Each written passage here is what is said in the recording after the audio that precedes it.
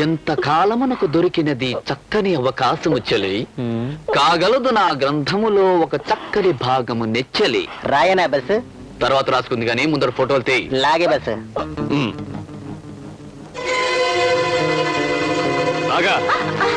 ఎవరు నువ్వు? చెప్పు. చెప్పవే? చెప్పు.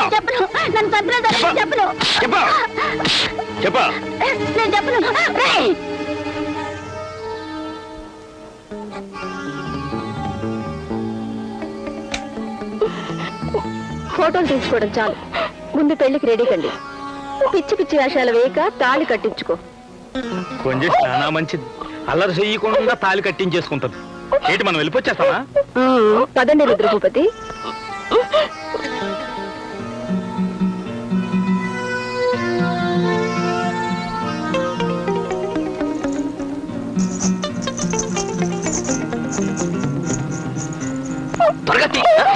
నువ్వు చేసా కదా పల్లియా? అయ్యో, నేను ఫోటోలు మాట్లాడాను.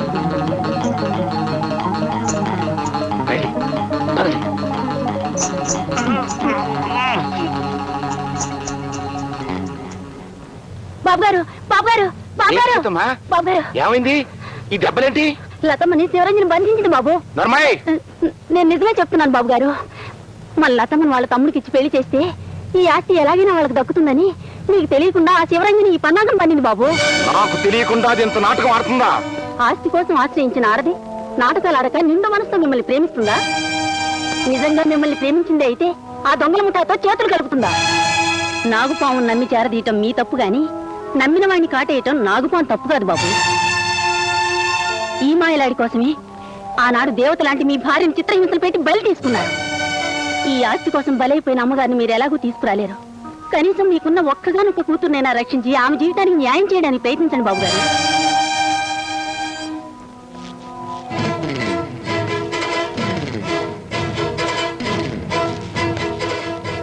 పదండి.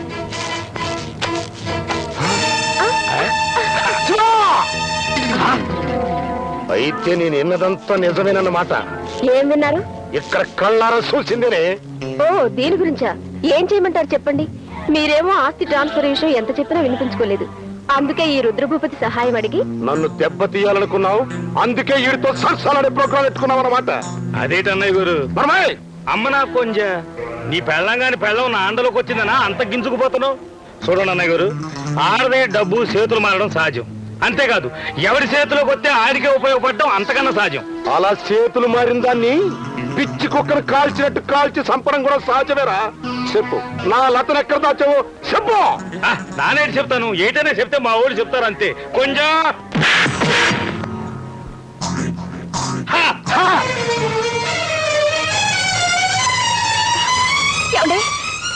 ఏమిటమ్మా ఆయన ఎక్కడున్నారండి? ఎందుకు? ఏమండి? అమ్మా లత. ఏం జరిగింది? నన్ను నన్ను బాధపడకండి. నేను మాత్రం ఏం చేయగలను చెప్పండి? ఆడదాన్ని, ఒంటరిదాన్ని, అమాయకురాల్ని. ఇవాళ కాకపోతే రేపైనా మీకు ఉరిశిక్ష పడక తప్పదు కదా. అప్పుడు నేను దిక్కులేని దాన్ని అవుతానని భయం వేసి. నీకు భయం ఏంటే? వరి తెగించిన దానివి అన్నయ్య గారు.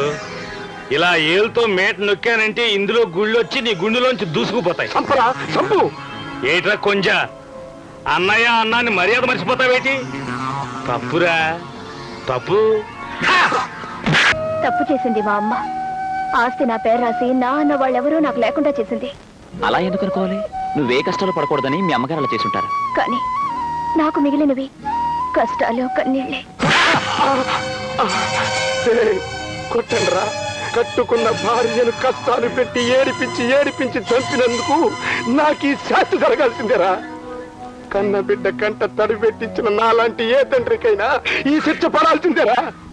కొట్టండ్రా, కొట్టండి. ఏట్రా కొంచెం గాంధీ గారు శంఖ మీద కొడితే మరో శంప చూపించమన్నారా? నిన్ను శంఖ మీద కొడితే ఒళ్ళంతా ఇచ్చేస్తున్నావు.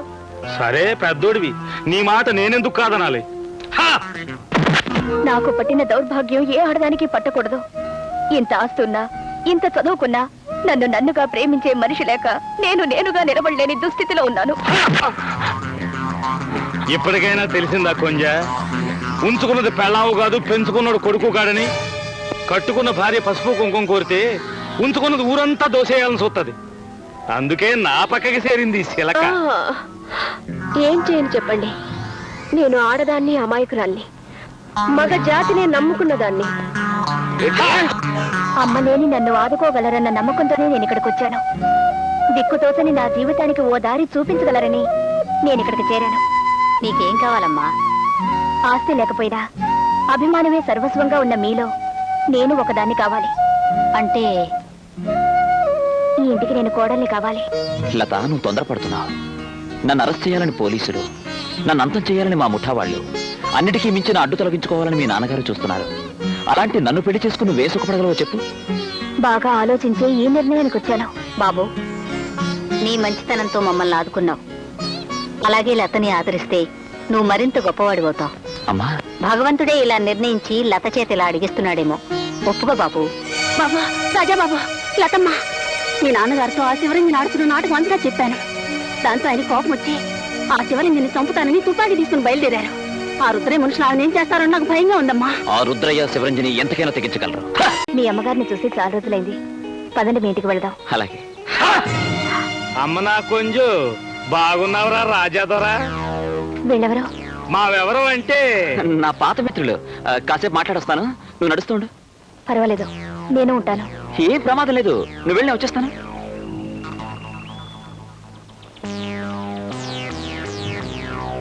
గొప్పింటి సిలకనే పట్టేసినావు.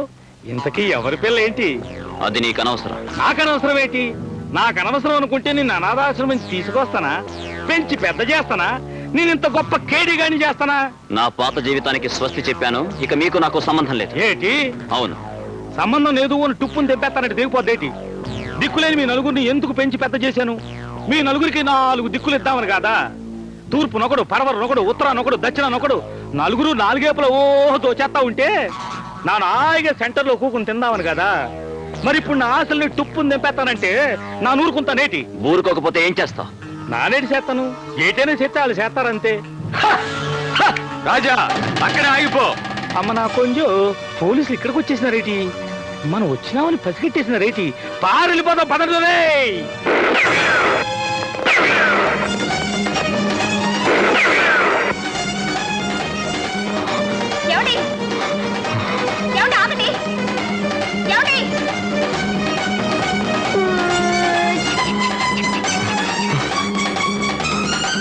అమ్మా, అన్నయ్య!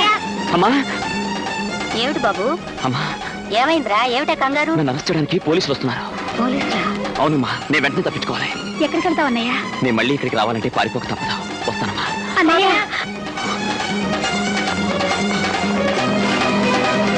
అన్నయ్య! అన్నయ్య! ఆగరా! అన్నయ్య! అన్నయ్య!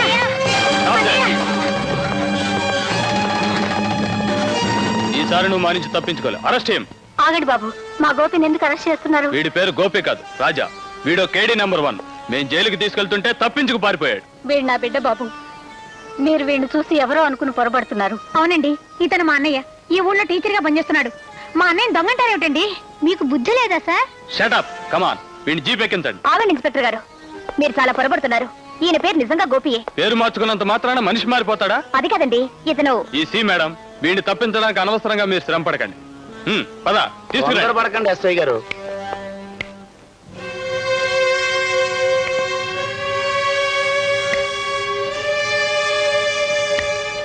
మీరెవరు? ఆయన ఎవరో తెలియకుండా మీరు ఉద్యోగం ఎలా చేస్తున్నారండి? శ్రీ శ్రీ శ్రీ శ్రీహరిమూర్తి గారంటే ఆలమూరు దగ్గర నుంచి హైదరాబాద్ వరకు ఒకటే మోత కదండి. అంతేకాదండి. ఓ, ఆ శ్రీహరిమూర్తి గారా? నమస్కారం సార్. ఇతను మా కస్టడీ నుంచి పారిపోయిన దొంగండి. ఆహా, అక్కడే మీరు దెబ్బతిన్నారు. ఇతగారి పేరు గోపి, మా ఊళ్ళో లెక్కల మాస్టర్. నాకు సంగీతం కూడా నేర్పిస్తున్నారండి. ఐఎమ్ సారీ, వీడి గురించి నాకు బాగా తెలుసు. వీడో పెద్ద దొంగ. దొంగోని రచించే ప్రోగ్రాం నాకెందుకండి? ఇతగారింటో మనుషుల దగ్గర నుంచి ఇలా పుట్టు పూర్వోత్తరాలన్నీ నాకు తెలుసు కాబట్టి చెబుతున్నాను. ఇతగారి పేరు గోపి. నో సార్, వీడి పేరు రాజా. వీడో పెద్ద దొంగ. దొంగేనండి. మరి అప్పుడెప్పుడో తప్పిపోయినోడిని ఇన్నేళ్ళు ఎందుకు వదిలేశారు? రెస్ట్ తీసుకునే ప్రోగ్రాం పెట్టుకోమనే. ఎప్పటి వరకు ఆచూకి తెలియక. మరి ఇప్పుడు ఎట్ట తెలిసింది? వీడు సైకిల్ పందాల్లో గెలిచినట్టు పేపర్లో ఫోటో వేశారు సార్. మీ పోలీసు వాళ్ళ తెలివితేట ఉండబట్టే రాష్ట్రానికి నాయకులు మారినా దేశానికి దరిద్రం పోవట్లేదు. సార్ మీరు కోపం తెచ్చుకునే ప్రోగ్రాం పెట్టుకోకూడదు. అతగాడు నిజంగా కేడీగాడే అయితే సీక్రెట్ గా ఎక్కడో దాక్కుంటాడు గాని సైకిల్ రేసులో ఎందుకు పాల్గొంటాడు, పేపర్లో ఫోటోలు ఎందుకు వేయించుకుంటాడు, మీతో అరెస్ట్ అయ్యే ప్రోగ్రాం ఎందుకు ఎట్టుకుంటాడండి? అది కాదు సార్, ఆ రాజా కూడా అచ్చం ఎలాగే ఉంటాడు. అది ఇతగాడి తప్పు కాదండి. బాగా ఉన్న పాత సినిమాని మళ్ళీ రిలీజ్ చేసి ఆడించినట్టుగా కొన్ని మంచి బొమ్మలు ఆ దేవుడు కూడా మళ్ళీ ప్రింట్ గుద్ది కిందకు దోసేసే ప్రోగ్రాం పెట్టుకుంటాడు. ఇతగాడి కేసు కూడా అంతేనండి. అంతేనంటారా? అయ్యగారు చెప్పిన తర్వాత అది అంతే. లేకపోతే ఐఎమ్ సారీ సార్, మేము వెళ్ళాం.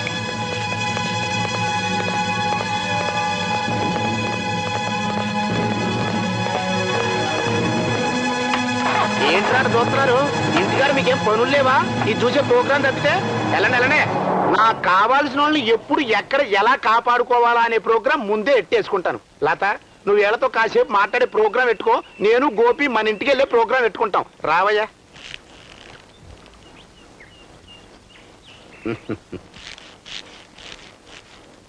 నాకు కావాల్సిన వాళ్ళని ఎప్పుడు ఎక్కడ ఎలా కాపాడుకోవాలా అనే ప్రోగ్రాం ముందే ఎట్టేసుకుంటాను. లత, నువ్వు వీళ్ళతో కాసేపు మాట్లాడే ప్రోగ్రాం పెట్టుకో, నేను గోపి మన ఇంటికి వెళ్ళే ప్రోగ్రాం పెట్టుకుంటాం. రావయ్యా.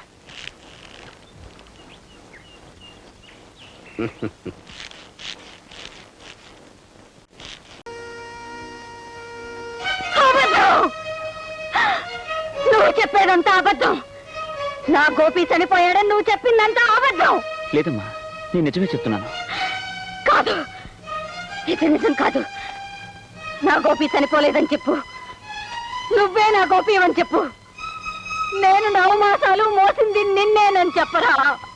నా రక్తం పంచుకు పుట్టిన బిడ్డవి నువ్వేనని చెప్పు బాబు. అంత పెద్ద అబద్ధం చెప్పలేనమ్మా.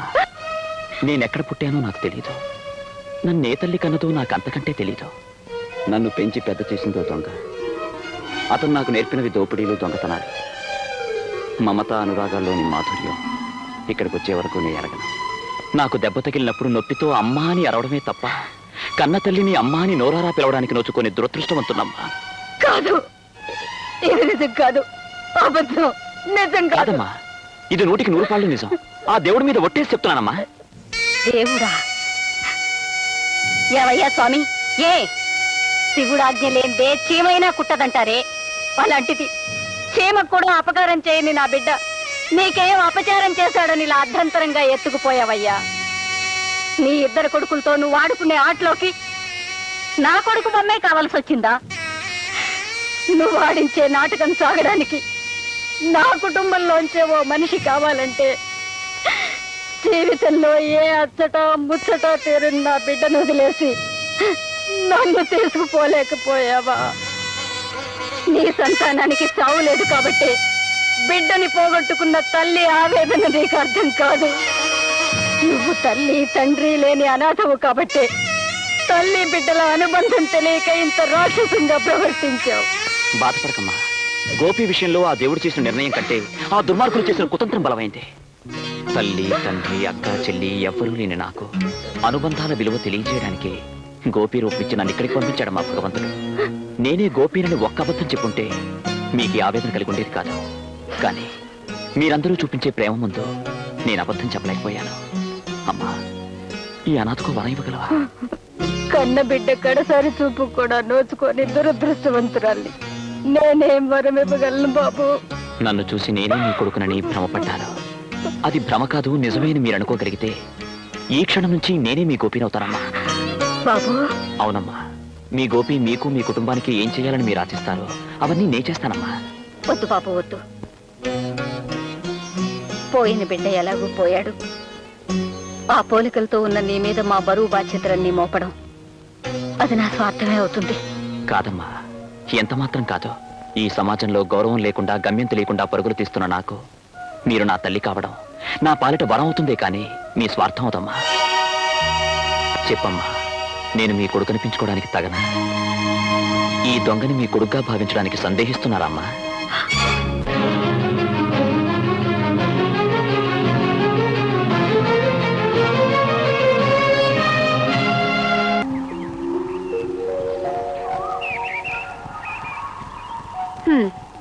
ఇంతకాలం నేను నీకోసం ఎదురు చూస్తుండేదాన్ని, కానీ ఇన్నాళ్ళకి నువ్వు నా కోసం ఎదురు చూస్తున్నావు అన్నమాట. దారి తెలియనప్పుడు దిక్కు తోచనప్పుడు మనిషికి ఎదురు తినుడు తప్ప. అరే, నువ్వు సిగరెట్ కాలుస్తున్నావా? మీరు ఆశ్చర్యపోయే విషయాలు ఇంకా చాలా ఉన్నాయి లతగారు. ఏమిటా పిలుపు? ఇవాళ పిలుపు మారింది, అలవాట్లు మారాయి. కొన్ని రోజుల నుంచి నీ ప్రవర్తనే మారిపోయింది.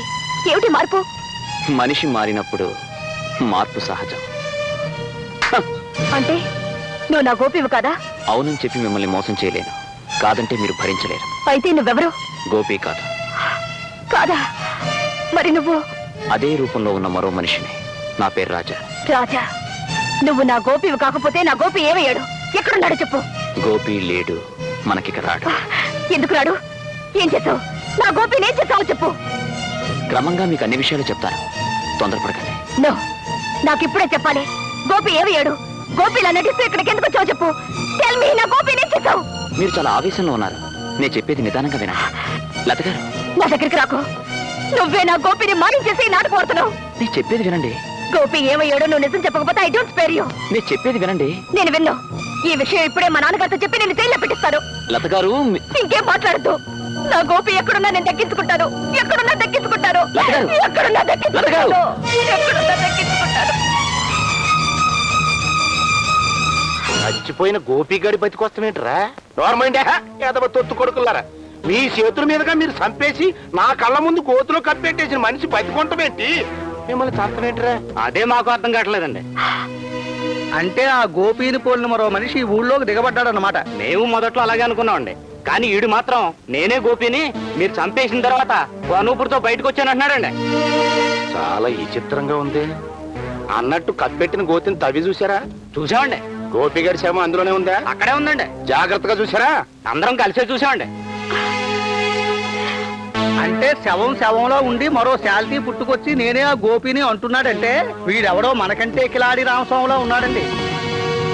వాడిని అలా వదిలేయకూడదండి. మీరు ఊ అంటే ఆడేసినట్టే ఈండి వేసేస్తామండి. తొందరపడి మీరు అట్టండి ప్రోగ్రాం పెట్టుకోకండి. ఆడి వెనక ముందు హిస్టరీ ఏంటో, అసలు ఆడు నాతో ఏ ప్రోగ్రాం పెట్టుకుని తనే గోపిగాడిని అంటున్నాడో కూపీ లాగుదాం. మీరు వెళ్ళండి.